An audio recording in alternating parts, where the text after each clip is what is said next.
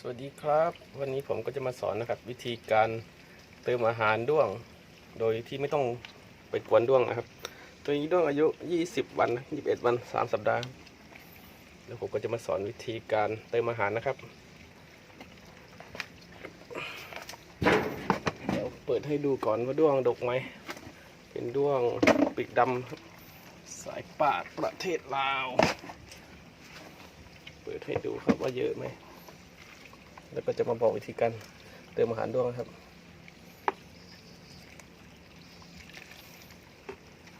ตัวนี้ด้วง21วันตัวใหญ่ครบ20วันก็เติมอาหารครับผม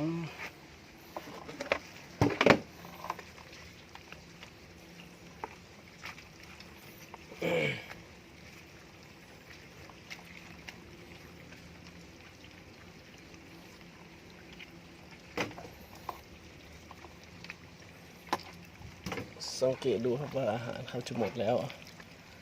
ลองไปดูนะครับ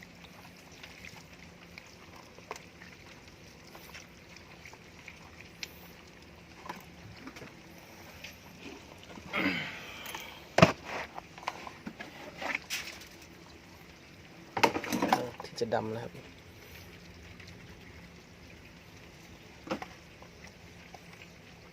แม่พันธุ์จะเป็นตัวนี้นะครับตัวสายป่านปีกดำ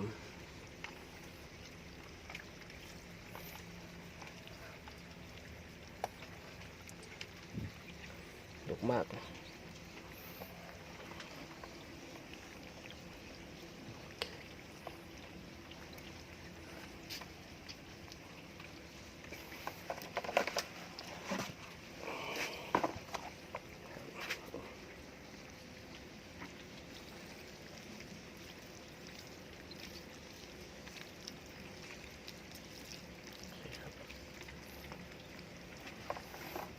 ดกทุกกระมังเลย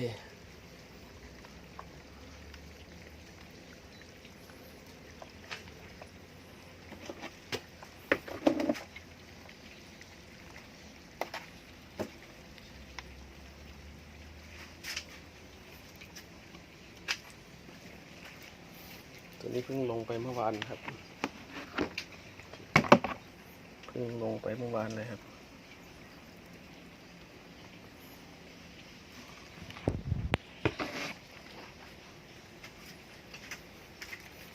ก่อนอื่นเดี๋ยวผมพามาดูด้วงก่อนซื้อพ่อไม้ผัดกับผมไปด้วงดกทุกกระมังเลยประมาณนี้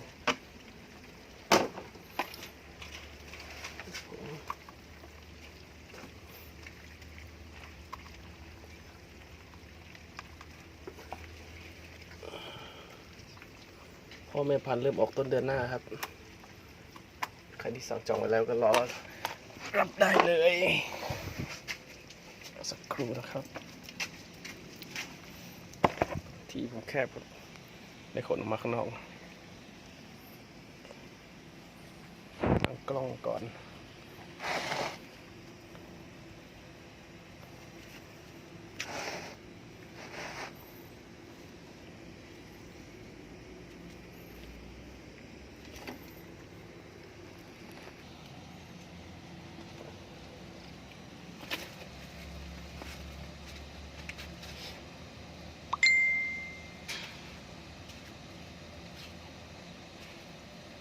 ผมตัวนี้เป็นอาหารที่ผสมไว้แล้วนะครับแล้วก็ปลุกหน้าเลยครับ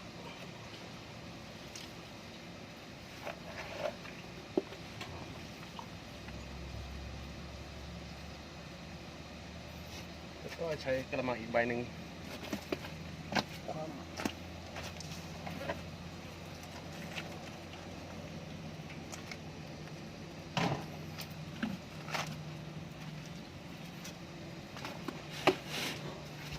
ระบายดึงความลงไปเลย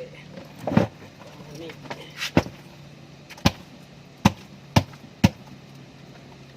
ประมาณนี้เรื่องเก่าก็จะอยู่ข้างบนครับ